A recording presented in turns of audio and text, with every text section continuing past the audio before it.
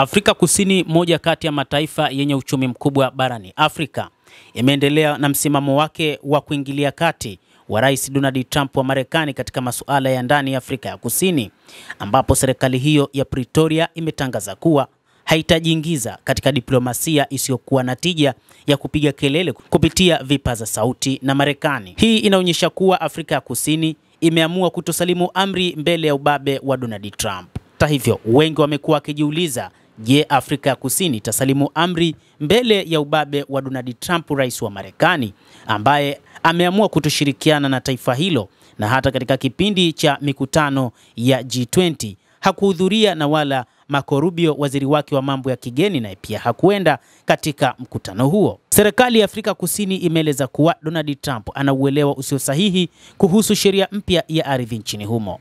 Sheria hii inaruhusu kuchukuliwa ardhi bila fidia katika baadhi ya hali. Serikali ya Afrika Kusini imesisitiza kuwa uhusiano kati ya nchi hiyo na Marekani unapaswa kujengwa juu ya heshima ya pande zote, huku Pretoria ikiendelea kujitolea kuimarisha mahusiano ya kibiashara, kisiasa na kidiplomasia kwa manufaa ya pande zote mbili.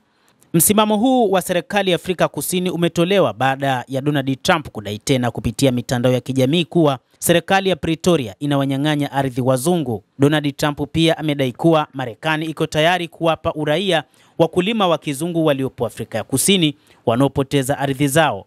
Hata hivyo, madai ya Donald Trump kuhusu wasiwasi wake juu ya kuchukuliwa ardhi kutoka kwa wakulima wa kizungu yanaonekana kama kisingizio tu cha kuishinikiza Afrika ya Kusini. Viongozi wa Pretoria wameeleza kuwa madai hayo ni njama za Donald Trump za kukata misaada kwa Afrika ya Kusini na kuishinikiza nchi hiyo. Sababu halisi ya hasira ya Trump dhidi ya Afrika ya Kusini ni hatua za sheria zilizochukuliwa na serikali ya Pretoria dhidi ya uhalifu wa utawala wa Israel. Afrika ya Kusini imesisitiza kuwa licha ya vitisho vya serikali ya Marekani, haitaondoa kesi yake dhidi ya Israel katika mahakama ya kimataifa ya haki ya ICJ. Afrika ya Kusini ni moja ya nchi muhimu na zenye ushawishi mkubwa barani Afrika katika uwanja wa kisiasa na kimataifa. Katika kipindi cha mwaka mmoja uliopita, imechukua msimamo mkali dhidi ya Israel na kuwasilisha mashtaka katika ICJ, hatua iliyosaidia kuhamasisha mataifa mengine duniani kufungua kesi dhidi ya Israel kutokana na mauaji yake ya kimbari dhidi ya Wapalestina.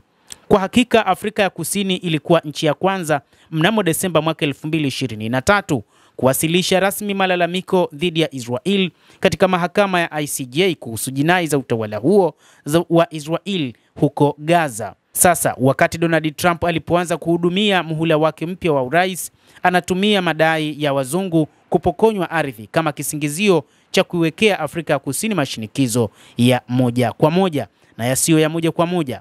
Madai haya yanakuja licha ya ukweli kwamba miaka mingi baada ya kumalizika kwa utawala wa ubaguzi wa rangi, apartheid, bado sehemu kubwa ya ardhi nchini Afrika ya Kusini inamilikiwa na wazungu. Tangu kumalizika kwa mfumo wa apartheid mwaka 1994, serikali mbalimbali nchini Afrika Kusini zimejaribu kupunguza ukosefu wa usawa wa kihistoria kwa kutekeleza sera ya mageuzi ya ardhi. Hata hivyo, wazungu ambao ni karibu 9% tu ya idadi ya watu wa Afrika ya Kusini wanamiliki zaidi ya 72% ya ardhi ya kilimo binafsi. Kwa sababu hiyo, mwanzoni mwa mwaka 2025, serikali ya Rais Cyril Ramaphosa ilipitisha sheria inayoruhusu serikali kutaifisha ardhi isiyotumika au inayofaa kwa manufaa ya umma bila malipo ya fidia katika hali maalum. Lengo la sheria hiyo ni kuharakisha mageuzi ya ardhi na kusambaza ardhi kwa haki kwa wote. Hata hivyo, kwa mujibu wa Ronald Lamola, waziri wa mambo ya kigeni wa Afrika ya Kusini, alisisitiza kuwa kusimamia misingi ya haki mara nyingine huleta madhara, lakini Afrika ya Kusini itaendelea kusimama imara kwa sababu suala hili ni muhimu kwa dunia na kwa utawala wa sheria. Julius Malema, kiongozi wa chama cha mapambano ya uhuru wa kiuchumi EFF, amemuita Trump kuwa ni mtu mwongo na mgonjwa, akisema, achana na Afrika ya Kusini, hatukuogopi.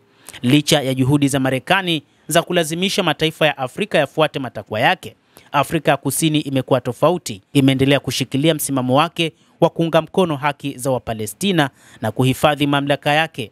Rais Ramaphosa amesisitiza kuwa nchi yake haitasalimu amri mbele ya ubabe wa Marekani chini ya Donald Trump. Mtazamaji wa The World News, endelea kutufuatilia na usisahau kulike, usisahau kucomment, lakini pia kusubscribe channel hii. Naitwa Adam Hussein, endelea kuwa nasi wakati wote.